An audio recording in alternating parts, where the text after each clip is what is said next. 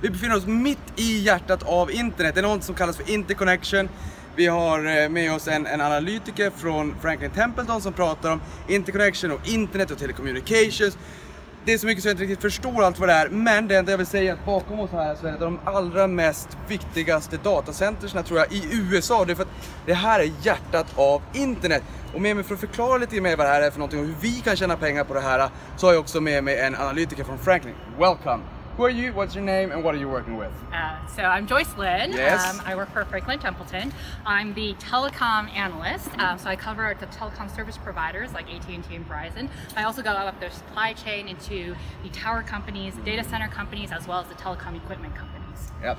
And actually on the bus when we were going here, you told us about the market potential, that 80% of the data is actually being stored home with the companies and 20% is outsourced, like Amazon Web Services and other kind of data centers, just like this one, and the growth is enormous. Tell me. Yeah, I think there's many growth drivers to the business. One of the biggest ones that is focused today is the idea of the hybrid cloud, and how does the cloud influence enterprise decisions about data centers. So today, most data centers, most enterprises hold their own data centers. So they might own their own, they might have a little room within their campus where they keep all their servers. Yep. That's 80% of the market today. Huge amount of the market. Yeah, huge amount of market is company-owned, enterprise-owned data centers. Only 20% of it today is outsourced into companies like Equinix or Amazon, AWS, Microsoft, Azure, for example, Google. So there's still a lot of potential for a lot of these in-source kind of data center applications to move outside of the data center.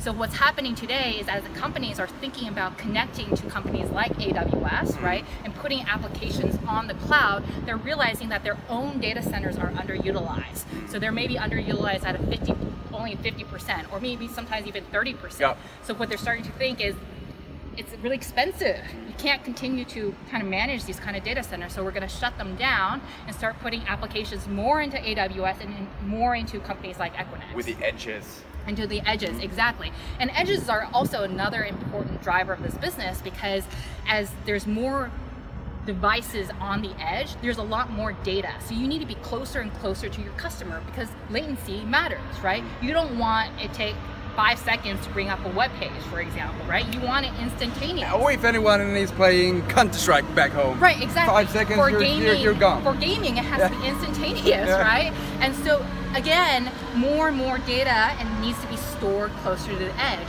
And Equinix is a great example of how you can do that, because they have 190 data centers around the world in 24 different countries and 48 different metros, and so they are the edge of the network.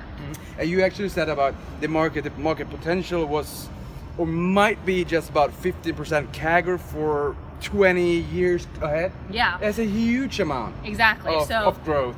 I've done some analysis as to what is the market, right? And what kind of applications are latency sensitive that needs to be at an Equinix data center, for example, that is very high value that you wouldn't outsource to AWS. And the growth of those workloads and how much of it is held within enterprises today. And basically came to the conclusion that the companies like Equinix has the growth potential of about 50% CAGR for the next 20 years. That's how big the opportunity is. The pricing there is about 5 times the pricing on ordinary sites like this one. Yeah. Because it's so desperately needed to have the information very, very securely. They told us in the beginning, it doesn't matter if you have a gun or a bomb, you won't get in. Yes. I mean, I think security is really important, but most important is network effects, right? It's the fact that all the carriers are already at these data centers. A lot of enterprises are here, a lot of financial services are here. And just like you would join Facebook because all your friends are at Facebook, or you would go to an airport because all the other airlines are at that airport, same thing here. You would go to an Equinix data center because everybody else is there. So there is no connection. Exactly. There is, and that's why you pay 5 times the rate as if you go to a wholesale provider, because there's no alternative, right? You can't go anywhere else to connect to 200 carriers around the world. And when I see this, I'm thinking about real estate. And real estate, there might be 10 to 15 times return on equity, maybe. But you say that's not just the case. It's much, much more than that. And in this sector, it's huge and a high amount of profitability. Why? In the data center space, they have one of the highest returns on invested capital. On their stabilized assets, you know, they have 33% returns on invested capital on those assets. On the ones that are still filling out, it's a little bit lower. So I would say average rate is maybe around 25%, which is very high for any kind of business, especially a infrastructure business, a real estate business, right? And the reason behind it is, again, the pricing power, right? There is just no alternative to this. So they can price at a higher rate than the competitors, and they're not just selling space, they're selling this ecosystem where everybody needs to come there to connect to each other. All right, and one of the drivers is the Internet of Things, right? Yeah. So Internet of Things, the idea that more and more things need to be interconnected, right? Like today I have a watch that needs to talk to my phone, that needs to talk to my home and my light bulbs and all these different things, right? So, and how does that all talk to each other? It has to talk to each other, again, at an Equinix data center where all the carriers are, you can exchange that data.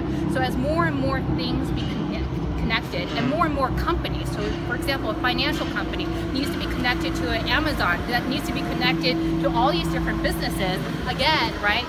The more things need to be interconnected, the more value an ecosystem like Equinix provides. All right, it's just wonderful. Det finns alltså väldigt mycket förutsättningar för den här typen av bolag att växa framåt. Det här är en otroligt affärskritisk verksamhet i just det här fallet. Det finns säkert många andra också. Hörrni, vi ses snart igen.